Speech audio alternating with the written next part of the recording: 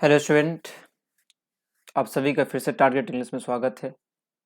आज हम लोग फिर से इससे पिछले क्लास को जो हम लोग किए थे इसमें पॉलिटिकल साइंस को कवर किए थे। आज उस क्लास को आगे ले चलते हैं और आज का जो लेक्चर होगा वो लेक्चर आज सेकंड होगा। आज हम लोग सेकंड लेक्चर करेंगे पॉलिटिकल साइंस का, जो हम लोग उस दिन किए थे। उस दिन हम लोग का जो क्लास था वो पॉलिटिकल साइंस का क्लास था, लेक्चर फर्स्ट था। आज हम लोग लेक्चर सेकेंड देखेंगे। उसमें हमने 20 क्वेश्चंस और एमसीक्यू क्वेश्चन कराया था और उसमें सारे क्वेश्चन का हर ऑब्जेक्टिव का हम लोग एक्सप्लेनेशन के साथ हम लोग पढ़े थे। आज हम लोग फिर से उसी लेक्चर को आगे बढ़ाते हुए जो नेक्स्ट क्वेश्चन है 21 से, उससे हम आगे आज हम लोग डिस्कस करने वाले हैं। उम्मीद है कि फर्स्ट लेक्चर जो है आप लोग को अच्छे समझ में आया होगा और आप लोग अच्छे से याद किए होंगे, जो कि एग्जाम के पॉइंट ऑफ व्यू से वेरी वेरी इंपॉर्टेंट है। तो चलिए आज हम लोग का जो क्वेश्चन होगा वो होगा 21 से। तो 21 नंबर क्वेश्चन को देखते हैं और समझने का प्रयास करते हैं। स्टार्ट करते हैं। क्वेश्चन क्या है? जर्मनी का एकीकरण कब हुआ था? सब क्वेश्चन बहुत इंपॉर्टेंट है, पूरा एग्जाम के पॉइंट ऑफ व्यू से इसको डिजाइन किया गया है। तो जर्मनी का एकीकरण कब हुआ? तो जर्मनी का एकीकरण हुआ था 1990 में। ठीक है, हम लोग 10th क्लास में पढ़े होंगे 1871 में। बट यहाँ पर क्वेश्चन है, क्वेश्चन के पूछने का यहाँ पर सेंस ये है कि शीत युद्ध के दौरान, जो कि शीत युद्ध चला था 1945 से लेकर 1991 तक चला था, उसके बीच में जर्मनी का एकीकरण कब हुआ? तो 1990 में हुआ था। इस बात को याद रखना है कि जर्मनी का एकीकरण कब हुआ। तो इंटर में हम लोग को याद रखना है कि 1990 में हुआ था, शीत युद्ध के दौरान। नेक्स्ट अब हम लोग क्वेश्चन देखते क्या है। भारतीय संविधान के किस अनुच्छेद के तहत वित्तीय आपातकाल लगाया जाता है? यहाँ पर पूछ रहा है वित्तीय आपातकाल। हम लोग पढ़े होंगे, क्लास में हम लोग डिस्कस किए थे, एक हम लोग डिस्कस किए थे राष्ट्रीय आपातकाल का, है ना, राष्ट्रीय आपातकाल। राष्ट्रीय आपातकाल हम लोग पढ़े होंगे। और राष्ट्रीय आपातकाल जो लगाया जाता है वो अनुच्छेद कितने के तहत? तो हम लोग पढ़े होंगे अनुच्छेद 352 के तहत लगाया जाता है। आर्टिकल 352 के तहत लगाया जाता है। ठीक है, एक और इसी से रिलेटेड पढ़े होंगे, राष्ट्रपति शासन हम लोग पढ़े होंगे। राष्ट्रपति शासन, राष्ट्रपति शासन, राष्ट्रपति शासन लगाया जाता है आर्टिकल 356 के तहत। याद रखना है, राष्ट्रीय आपातकाल 352, राष्ट्रपति शासन 356 के तहत लगाया जाता है। जब किसी भी राज्य में कोई सरकार शासन चलाने में असमर्थ होती है तो उस समय ये शासन लगा दिया जाता है, राष्ट्रपति शासन लगा दिया जाता है। तो आर्टिकल 356 के तहत कौन सा कौन सा शासन? राष्ट्रपति शासन। और राष्ट्रीय आपातकाल, कंफ्यूज नहीं होना है, यहाँ पर राष्ट्रीय आपातकाल है जो कि आर्टिकल 352 के तहत लगाया जाता है, और राष्ट्रपति शासन जो कि आर्टिकल 356 के तहत लगाया जाता है। और यहाँ पर हम जो क्वेश्चन पूछ रहे हैं वहां पर क्या पूछ रहा है? क्वेश्चन पूछ रहा है वित्तीय आपातकाल कब लगा, वित्तीय आपातकाल के क्वेश्चन। तो वित्तीय आपातकाल पूछ रहा है हमसे, वित्तीय आपातकाल। ठीक है, तो वित्तीय आपातकाल कब लगाया जाता है? मतलब सॉरी, कब नहीं, मतलब किस आर्टिकल के तहत? तो याद रखना है ये लगाया जाता है आर्टिकल 360 के तहत। आर्टिकल 360 के तहत लगाया जाता है, आर्टिकल 360 के तहत। सब याद रखना है, इसमें से सब पूछता रहता है। वित्तीय आपातकाल 360 के तहत, राष्ट्रपति शासन आर्टिकल 356 के तहत, और राष्ट्रीय आपातकाल आर्टिकल 352 के तहत लगाया जाता है। ये सब याद रखना है। ठीक है, राष्ट्रपति शासन सबसे पहले कहाँ पर लग गया था? तो याद है कि राष्ट्रपति शासन सबसे पहले गुजरात में लगा था। क्वेश्चन पूछता है ये एग्जाम में, कई बार पूछा भी है कि सबसे पहले राष्ट्रपति शासन कहाँ लागू हुआ था। ठीक है, तो गुजरात में लागू हुआ था। ठीक है, गुजरात में सबसे पहले राष्ट्रपति शासन लागू हुआ था। ठीक है, लगभग 1952 के करीब 1952 में लगा था गुजरात के अंदर राष्ट्रपति शासन। कब? लगभग, if I am not wrong, तो 1952 में क्या हुआ था? तो राष्ट्रपति शासन लगा था। कहाँ? गुजरात में लगा था। ठीक है, तो हमसे पूछ रहा है वित्तीय आपातकाल आर्टिकल 360 किसके तहत लगाया जाता है? तो आर्टिकल 360 अनुच्छेद, आर्टिकल को अनुच्छेद कहते हैं, अनुच्छेद 360 के तहत वित्तीय आपातकाल लगाया जाता है भारत संविधान के अनुसार। ठीक है, और अगर संविधान वाला देखोगे जो एग्जाम में बार बार पूछता है तो वो क्या है? एक और पूछता है चुनाव संबंधी अधिकार। ठीक, क्या पूछता है? चुनाव संबंधी प्रावधान, चुनाव संबंधी प्रावधान, चुनाव संबंधी प्रावधान। मतलब कि चुनाव संबंधी प्रावधान का जो जिक्र है वो संविधान के किस अनुच्छेद में किया गया है, तो याद रखना है कि अनुच्छेद 324 में किया गया है। ठीक है, ये अनुच्छेद 324 में किया गया है, तो याद रखना ये भी। उसके बाद और अगर बोले तो संविधान संशोधन प्रक्रिया का वर्णन 368 में। संविधान, ये सब जो अनुच्छेद जो एग्जाम के लिए इंपॉर्टेंट अनुच्छेद, संविधान संशोधन की प्रक्रिया का वर्णन, संविधान संशोधन की प्रक्रिया का वर्णन, ठीक है, प्रक्रिया का वर्णन किस अनुच्छेद में किया गया है, सब याद रखना है, सबको याद रखना ही पड़ेगा। तो इसका जिक्र किया गया है आर्टिकल 368 में किया गया है, अनुच्छेद 368 में। ठीक है, संविधान संशोधन की प्रक्रिया का वर्णन जो है अनुच्छेद 368 में किया गया है। ये सब हम लोग क्लास में डिस्कस किए थे। ठीक है, मूल अधिकार कितने हैं, तो मूल अधिकार 6 है। इसका जिक्र किस में किया गया, तो संविधान के भाग 3 में किया गया है। तो ये सब हम लोग डिस्कस कर चुके हैं, क्लास में हम लोग डिस्कस कर चुके हैं, इसको नोट कर लोगे। ठीक है, जैसे अगर कहेंगे कि अगर हम कहें कि मूल अधिकार कितने हैं, तो मूल अधिकार सबको पता है, मूल अधिकार,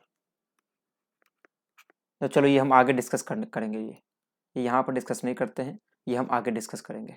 ठीक है, बाकी इसमें सब हो गया। हाँ, इसमें एक और पढ़ लो जो कि नहीं आएगा आगे, न्यायिक पुनर्विलोकन।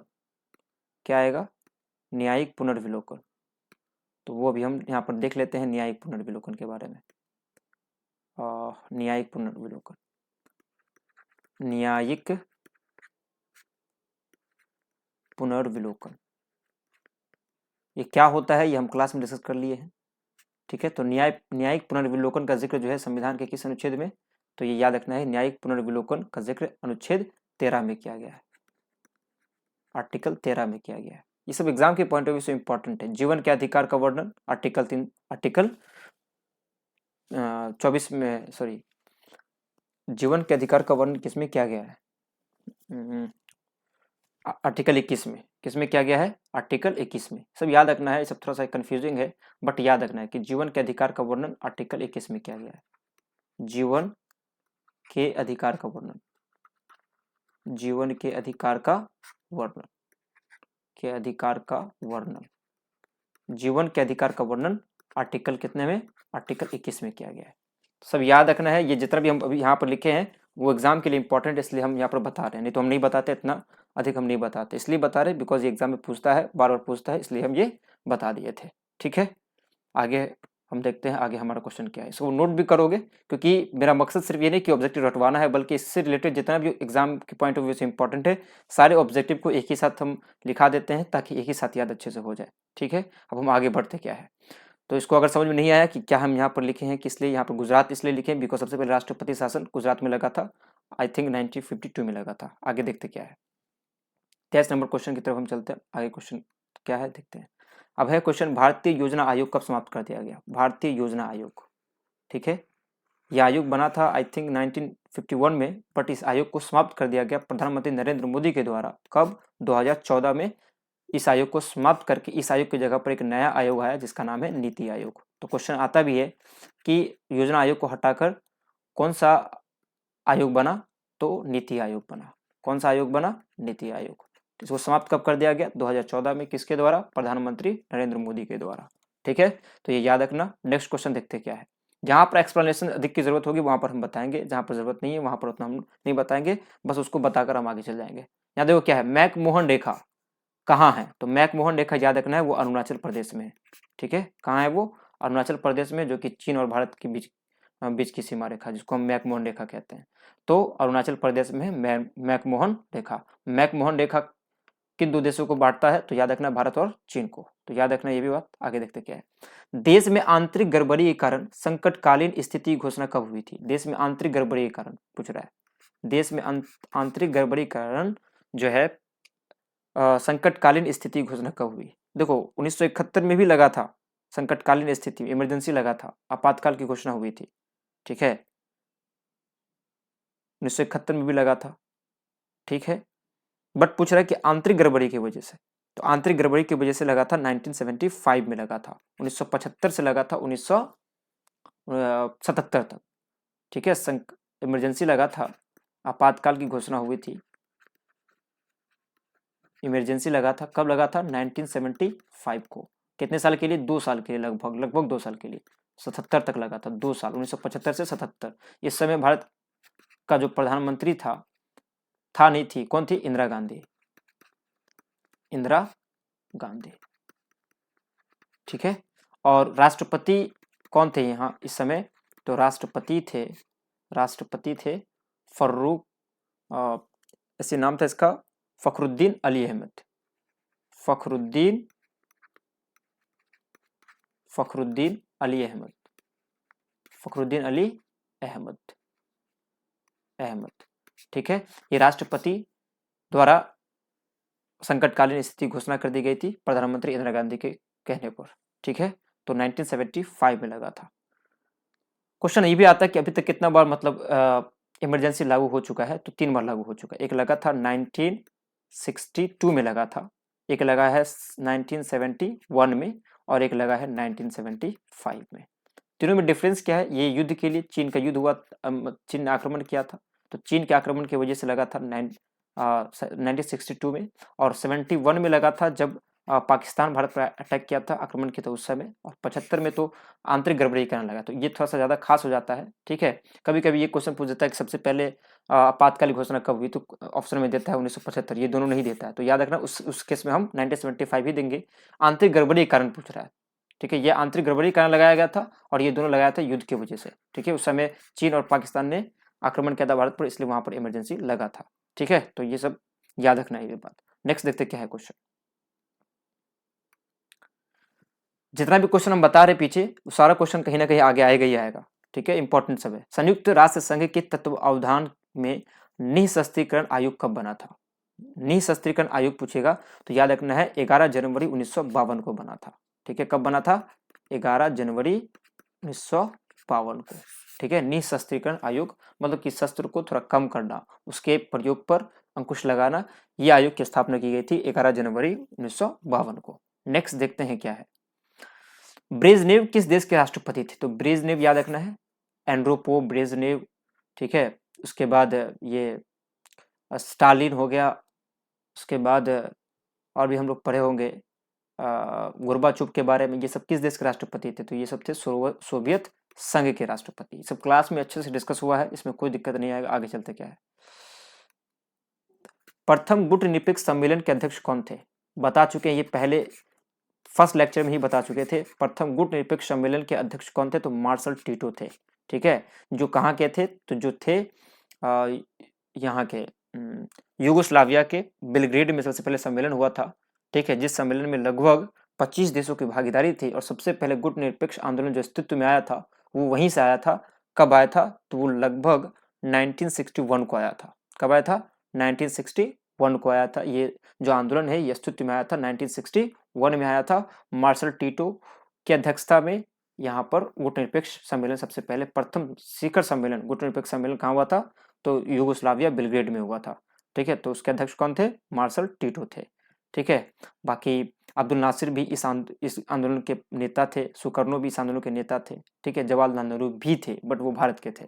सुकर्नो, अब्दुल नासिर और मार्शल टीटो, ये तीनों थे, चारों थे। आगे भारत चीन युद्ध किस वर्ष हुआ? तो अभी बताया जस्ट कि 1962 में क्या हुआ था? चीन ने भारत पर आक्रमण किया था, जिसकी वजह से इमरजेंसी की घोषणा की गई थी। नेक्स्ट क्वेश्चन क्या है देखते हैं। 31 क्वेश्चन क्या है। परंपरागत सुरक्षा नीति में के कौन कौन से तत्व है? परंपरागत सुरक्षा नीति के कौन कौन से तत्व है? शक्ति संतुलन, गठबंधन की राजनीति, सामूहिक सुरक्षा, इनमें सभी। तो परंपरागत सुरक्षा नीति के ये सभी तत्व है, इसमें सभी तत्वों को शामिल किया गया है। शक्ति संतुलन, गठबंधन की राजनीति और सामूहिक सुरक्षा। तो इसका डी आंसर करेक्ट आंसर हो जाएगा। नेक्स्ट, किसने कहा स्वतंत्रता हमारा जन्मसिद्ध अधिकार है? ठीक है, किसने कहा स्वतंत्रता हमारा जन्मसिद्ध अधिकार है? तो उसने किसने कहा था? तिलक ने कहा था, ठीक है। सी आंसर इसका सही है, ठीक है। नेक्स्ट क्वेश्चन, भारतीय विदेश नीति का आधार क्या है? सभी, क्या हो जाएगा? विश्व शांति, शांति सह अस्तित्व, पंचशील, ये क्या है? ये सभी भारतीय विदेश नीति का मेन आधार है, ठीक है। कि जहां पर शांति की बात होगी, शांति अस्तित्व की बात होगी, जहां पंचशील की बात जो है, जो हमने पढ़ लिया क्या क्या बिंदु उसमें रखा गया है, तो जब इन तीनों जो है ये भारतीय विदेश नीति का एक मुख्य आधार है ये। इसलिए इसका आंसर डी करेक्ट आंसर हो जाएगा। नेक्स्ट, संविधान के किस अनुच्छेद के अनुसार राष्ट्रपति 2 आंग्ल भारतीयों को लोकसभा में मनोनीत कर सकता है? ठीक है, संविधान के किस अनुच्छेद के अनुसार राष्ट्रपति 2 आंग्ल भारतीयों को लोकसभा में मनोनीत कर सकता है? तो ये हम क्लास में बहुत अच्छे से डिस्कस किए थे, वो है अनुच्छेद 331 के तहत राष्ट्रपति 2 आंग्ल भारतीयों को मनोनीत कर सकता है। ठीक है, हमने पढ़ा था ना 545 है, तो 545 में से 2 को जो क्या है वो राष्ट्रपति मनोनीत करता है, और चुनाव मात्र कितने का होता है? 543 का होता है। ठीक है, तो ये हम लोग डिस्कस कर चुके हैं। नेक्स्ट, विधान परिषद के अध्यक्ष को क्या कहा जाता है? ये भी बहुत इंपॉर्टेंट क्वेश्चन है। ठीक है, ये हम बता चुके हैं कि एक साइड क्या होता है, लोकसभा, और सॉरी क्या लिखा गया, लोकसभा। ठीक है, और होता है केंद्र में क्या होता है, लोकसभा राज्यसभा, बता चुके हैं। और इधर क्या होता है, विधानसभा और विधान परिषद। तो ये जो इसके लिए लॉ है लगभग वही लॉ इसके लिए विधानसभा के लिए, और जो इसके लिए वही लॉ लगभग इसके लिए, ये हम डिस्कस कर चुके हैं। ठीक है, तो इसके अध्यक्ष को क्या कहेंगे, इसके अध्यक्ष को क्या कहेंगे, इसके अध्यक्ष को क्या कहेंगे? तो याद रखना है, इसके अध्यक्ष को हम अध्यक्ष कहते हैं। ठीक है, और इसके भी क्या कहते हैं, अध्यक्ष कहते हैं, लेकिन इसको क्या कहते हैं, सभापति। इसके अध्यक्ष को और इसके अध्यक्ष को क्या कहते हैं, सभापति कहते हैं। राज्यसभा के और विधान परिषद के जो अध्यक्ष होते हैं उसको हम सभापति कहते हैं। तो यहाँ पर ऑप्शन मेरा कौन सा सही हो जाएगा, ये आंसर, क्योंकि विधान परिषद पूछ रहा है तो क्या हो जाएगा, सभापति हो जाएगा। ठीक है, तो याद रखना है। अच्छा, एक बात बताओ कि विधान परिषद में सदस्यों की संख्या कितनी है? विधान परिषद में, बिहार विधान परिषद में सदस्यों की संख्या कितनी है? में सदस्यों की संख्या, ये हम क्लास में डिस्कस किए थे, सदस्यों की संख्या कितनी है? तो 75। और बिहार में लोकसभा कितनी सीटें हैं? लोकसभा सीट बिहार में बोल रहे हैं, कहाँ, बिहार। ठीक है, तो बिहार में 40 है। ठीक है, तो सब याद रखना है। और विधानसभा सीट अगर बोलेंगे तो विधानसभा सीट याद रखना है, कितना है ये, 243। ठीक है, 245 से 2 आंग्ल भारतीयों को नियुक्त किए, मतलब करने का प्रावधान है। नेक्स्ट क्वेश्चन देखते हैं क्या है। राज्य विधानमंडल में विधान परिषद को जाना जाता है, तो जिस प्रकार अभी हम बताए थे, जस्ट यहाँ देखो पीछे वाले में आ जाओ, ये इसका कहलाता है निम्न सदन, और ये कहलाता है उच्च सदन।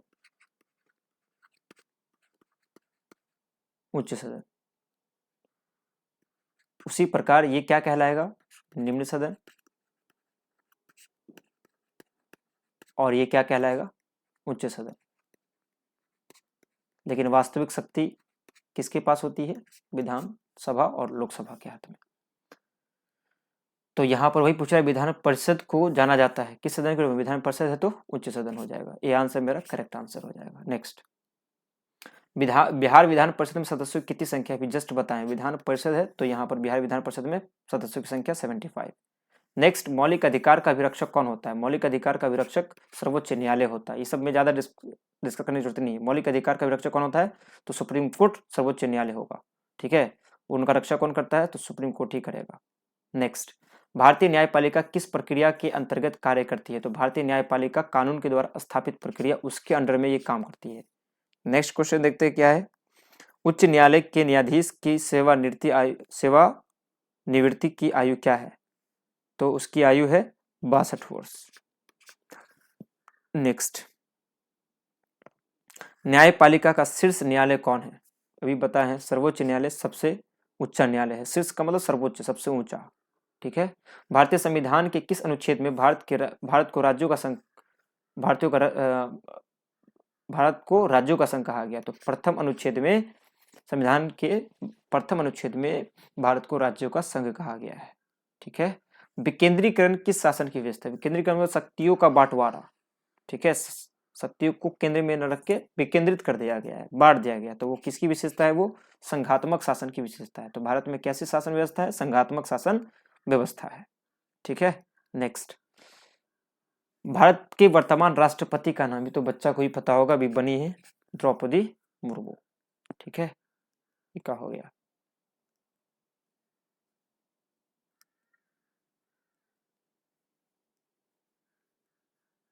ये क्या हो गया,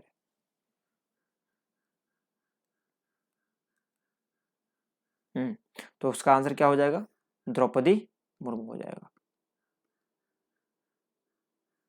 द्रौपदी मुर्मू हो जाएगा, ये मेरा राइट आंसर हो जाएगा। नेक्स्ट क्वेश्चन देखते क्या है, विश्व महिला दिवस कब मनाया जाता है, विश्व महिला दिवस 8 मार्च को मनाया जाता है, ठीक है, विश्व महिला दिवस कब मनाया जाता है, 8 मार्च को मनाया जाता है, ठीक है। नेक्स्ट क्वेश्चन देखते क्या है, भारत के संविधान में पहला संविधान संशोधन किस वर्ष हुआ, भारत के संविधान में पहला संविधान संशोधन किस वर्ष हुआ, ओहो, पहला संविधान संशोधन किस वर्ष हुआ है ना, तो याद रखना है 1951 को हुआ था पहला संविधान संशोधन, 1951 को पहला संविधान संशोधन हुआ था, याद रखना है। भारत और पाकिस्तान के बीच कारगिल युद्ध, पाकिस्तान के बीच कारगिल युद्ध कब हुआ था, 1999 में हुआ था, 1999 को भारत और पाकिस्तान के बीच कारगिल युद्ध हुआ था, तो कारगिल युद्ध कब हुआ था, 1999 को हुआ था।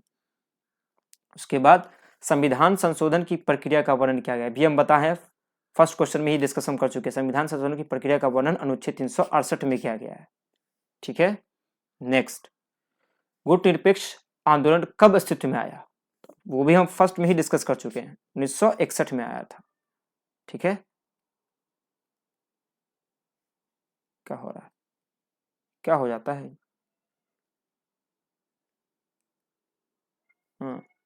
तो 1961 में। उसके बाद यूरोपीय संघ की स्थापना कब हुई, यूरोपीय संघ 1957, 92, 5, 2006। देखो यूरोपीय संघ अगर पूछेगा इसमें कंफ्यूजन बहुत ज्यादा है, यूरोपीय संघ, यूरोपीय संघ का एक नाम था, इसका नाम था पहले यूरोपीय, क्या था, यूरोपीय, एक मिनट रुक जाओ,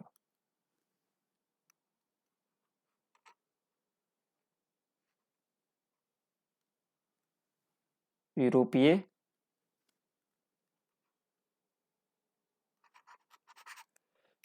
यूरोपीय, क्या हो रहा है,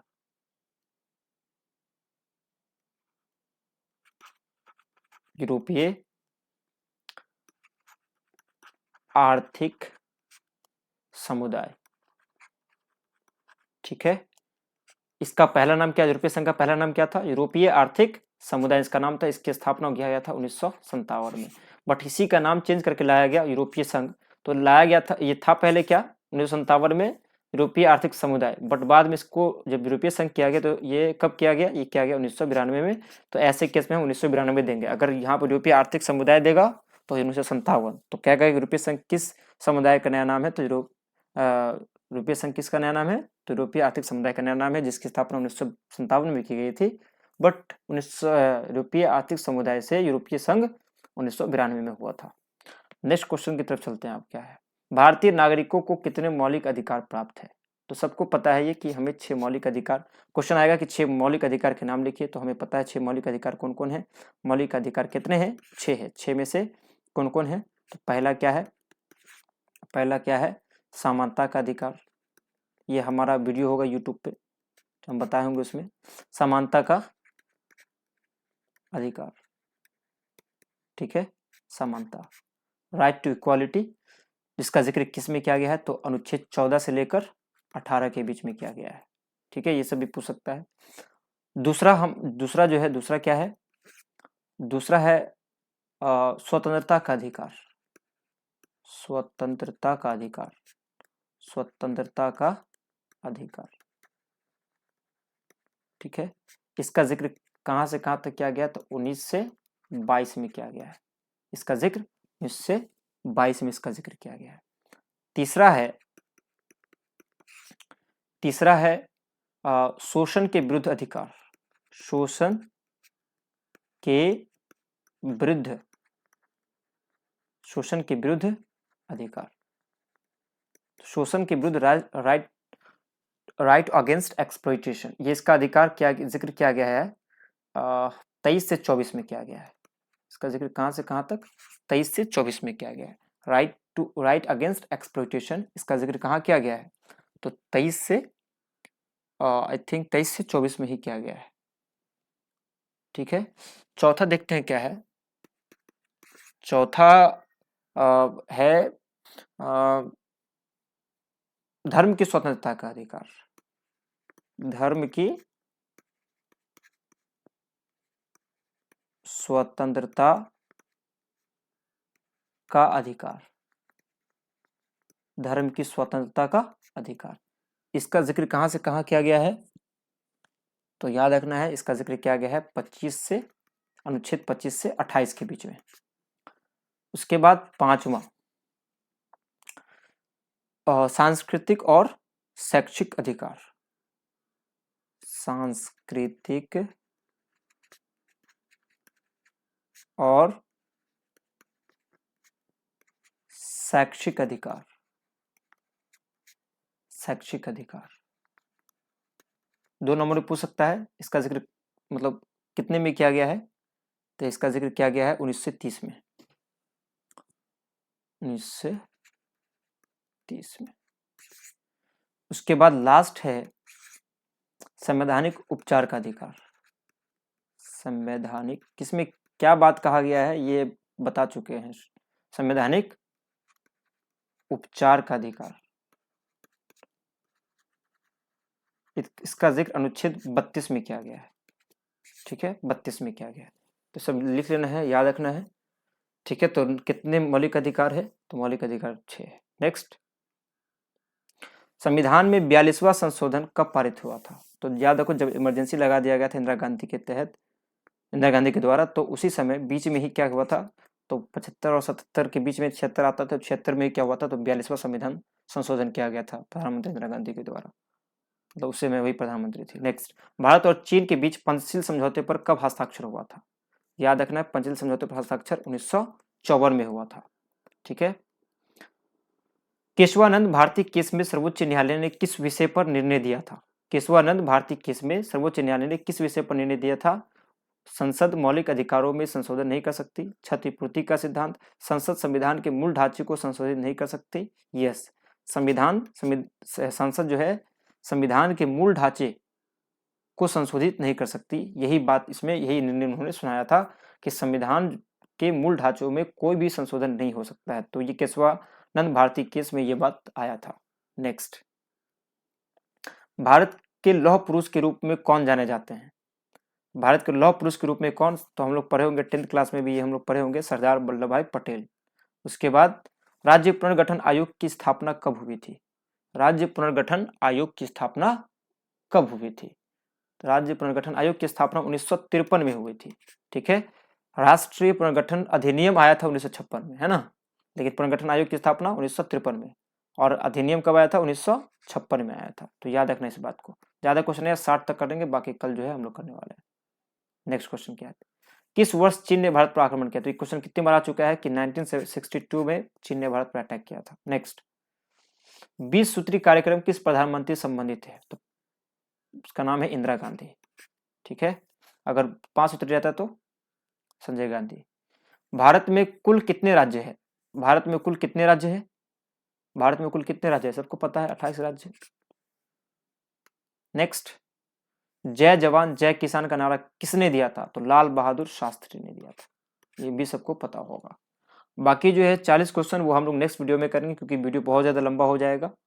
इस वीडियो के लिए बस इतना ही। मिलेंगे अब नेक्स्ट वीडियो में लेक्चर 3 में, और बाकी जो क्वेश्चन है 61 से 100 तक वो क्वेश्चन को हम लोग नेक्स्ट वीडियो में देखने वाले हैं। तब तक के लिए bye bye, have a nice day.